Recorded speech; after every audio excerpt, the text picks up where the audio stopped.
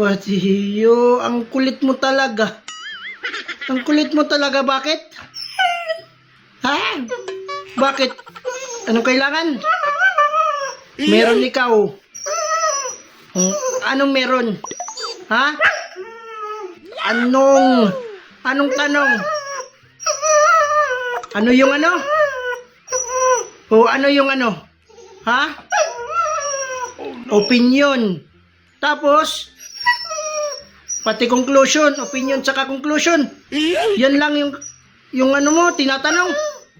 Okay, isasagutin ni Papa.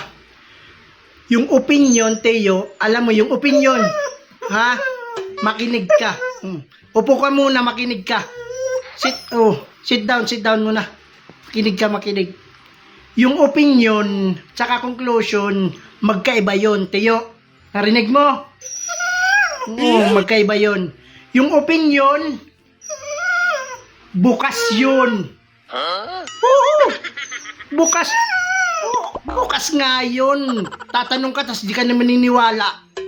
Yung conclusion naman, sarado yun.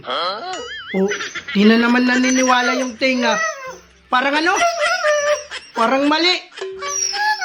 Tatanong-tanong ka tapos disturbo mo pa ako. Tapos ayaw mo maniwala. Si Papa na naman pagbigyan mo, okay? Okay? Maraming utos si Papa. Oo, maraming utos. Okay? Sundin mo si Papa, ha? Okay? Okay, inom lang si Papa ng tubig. Inom lang ako ng tubig, okay? Ay, inom lang ako ng tubig. Tika muna, Tiyo. Search muna natin yung tamang opinion sa conclusion kay EI. Okay, baka tama si Papa. Pagkalam ko tama si Papa eh. What is opinion and conclusion? Wow! An opinion is a personal belief or viewpoint, while a conclusion is a judgment reached after considering evidence and reasoning. Mali pala si Papa. Tama pala ikaw. Akala ko yung opinion, bukas yun. Saka yung conclusion, sarado yun. Mali pala si Papa. Tama pala ikaw. Yeah. Drink muna si Papa yung water.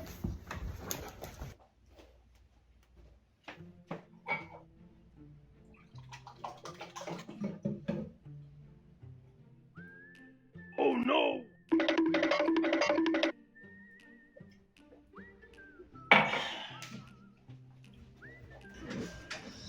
Yo. Gusto mo? Yeah, yun. Ano?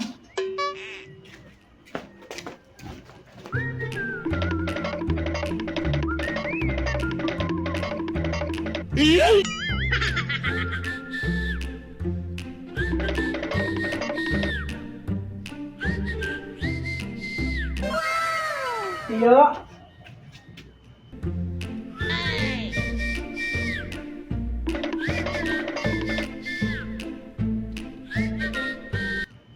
Saan ka na? Oh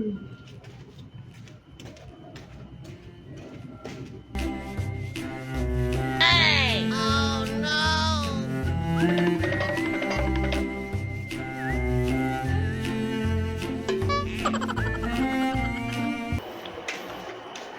Saan kayo yung aso na yun? Oh no! Hindi na pa ako naghahanap. Hinahanap ko na kahit saan. Nabi ko lang nautusan ko siya, biglang nawala. Na talaga, budol talaga yung aso na yun. Apaka-budol.